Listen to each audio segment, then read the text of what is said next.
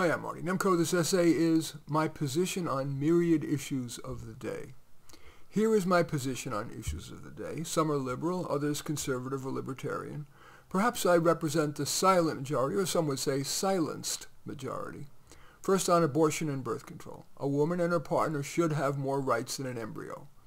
Plus, the world is better when children are born only when the parents want and are ready for the decades-long task and cost of being a parent. Of course, that also argues for expanding birth control's availability. For example, providing access to long-term contraceptives like Nexplanon in high schools, and the U.S. helping to fund birth control availability in countries where access is limited. Elections. The best candidates are discouraged from running because of the endless press the flesh of fat cat and special interest flesh. I'd have campaigns publicly funded and be just 3 weeks long. Less realistic but more resistant to campaign and media spin, I'm intrigued by the idea of choosing our leaders the way index funds pick stocks. Using criteria such as Teacher of the Year, Copy of the Year, Most Cited Scientist and Philosopher, plus people at random to ensure ideological diversity, and they would be the legislatures and select their CEO, that is the mayor, governor, or president of the United States. Education. There's precious little evidence that spending more on education yields more benefit than leaving the money in taxpayers' pockets. Indeed, among developed nations, the U.S. spends near the top per capita in education, 38% higher than the average, yet ranks number 18 below, for example, Poland and the Czech Republic. By the way, all these kind of assertions all have the citations in the text version of this will be on medium.com, which I'll have the link right underneath this video. I would cut education spending by reducing the many layers of U.S. education bureaucracy, federal, regional, state, county, and district, and give most of the remaining money to school principals to distribute as wise. I would use some of the saving to develop what I call super homework, lessons taught by the world's most transformational teachers online. I'd return the rest of the money to the taxpayer. I'd restore balance in spending on the gifted versus special ed kids. The reallocation has been extreme. For example, in my state, California, $13 billion a year is spent on special education students, an average of $26,000 per student per year. California no longer provides any special funding for gifted kids. That's foolish. After all, while most gifted kids will probably do okay, even if they're bored, if we provide more appropriate level of instruction and mentorship, they're the most likely to cure cancer, develop better energy solutions, and be wiser leaders. I'd also resist the teachers' union. It's absurd that after just 2 or 3 years, the union has pressured government to give public school teachers lifetime tenure. Many teachers are acceptable for a few years, but burn out over the decades, thus hurting classes of students year after year. Healthcare. In most domains, I trust the private sector over the government, but not in healthcare. Private insurers seem to focus too much on profit, denying coverage or requiring so much paperwork that users give up, especially if they're sick. True, the government-run systems in, for example, Canada and the UK have serious problems, but I'd rather learn from those than continue paying insurance company middlemen. I'd probably fund a basic level of care for everyone, but make it easy and affordable for people who wish to buy wishing to buy more can get that. Energy. The ever-safer nuclear, which is a dominant source of energy in much of the world, should be encouraged in the U.S. That means reducing the so extensive regulations and restrictions that building a nuclear plant is an expensive, decades-long process. Of course, as renewables continue to improve, for example, lower-cost solar plus battery storage for nighttime, those should be an increasing part of the mix. International intervention. Given the limited success that the U.S. has had from spending billions to fund Ukraine in its war against Russia and to Israel in its war against Hamas and other terrorist groups, I would no longer try to have the U.S. be the world's policeman. I'd redistribute the savings to an all-out war on cancer, to moonshots such as developing an altruism or intelligence, quote, pill, and to fund New Israel, an Israel-sized sliver of land, like an Indian reservation, in the massive forest land north of New York City, home to 3 times as many Jews as Jerusalem, where Jews wouldn't have to worry about onslaught. The current Israel would become Arab-run Palestine. Jews who wanted to stay there, of course, could, but if they wanted to emigrate to New Israel, they could do that as well. Defense. The era of the battleship, bomber, and military-base-centric war is almost over. Current and subsequent conflict is more likely to be micro, cyber, bio, or street-by-street terror.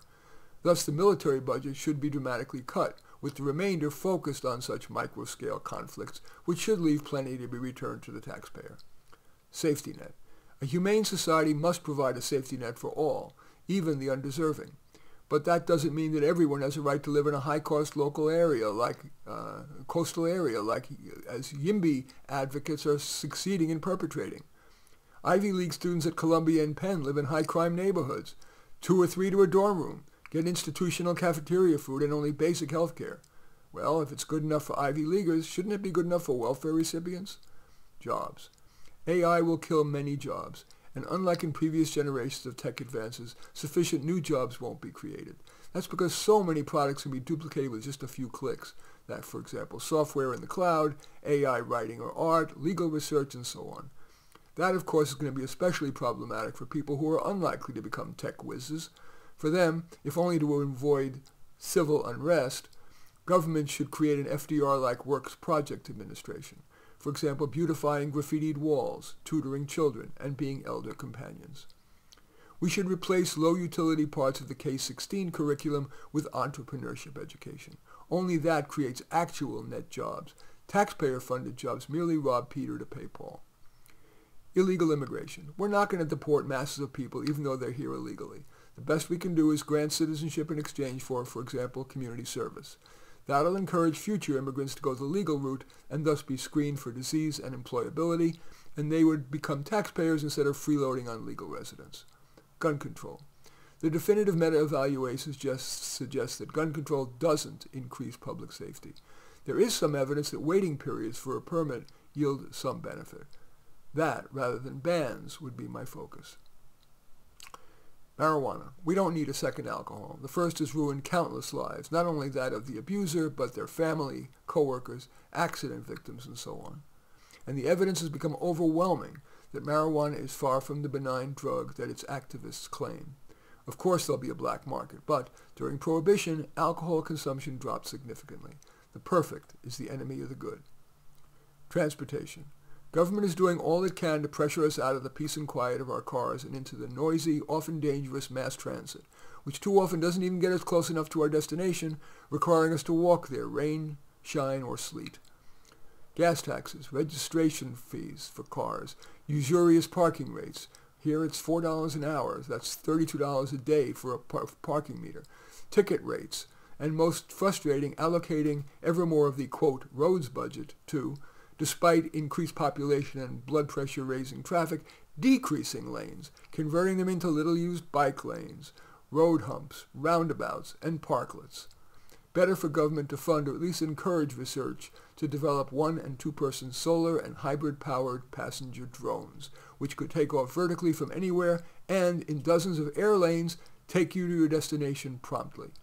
Or at least fund airships, dirigible mass transit, that could also use the many air lanes. And of course, air lanes don't require building, thereby yielding major savings to the taxpayer. All that government effort to get us out of our cars seems mere virtue signaling in a world in which China and developing nations continue to build many coal-fired power plants, fast and furious, because they're dramatically less expensive sources of energy, thus keeping their population from destitution. Size of government. It has metastasized.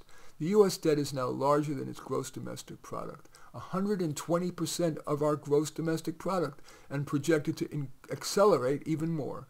A child born in 2024 is expected by age 30 to pay $209,707 just to cover the interest on government debt. And few would claim that government is efficient in using our tax dollars, nor that fraud and abuse are insignificant.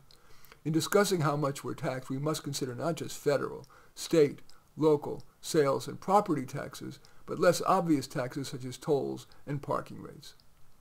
So, even many people making gross $150,000 a year are far from living high on the hog. They end up with less than half their income in spendable or investable money.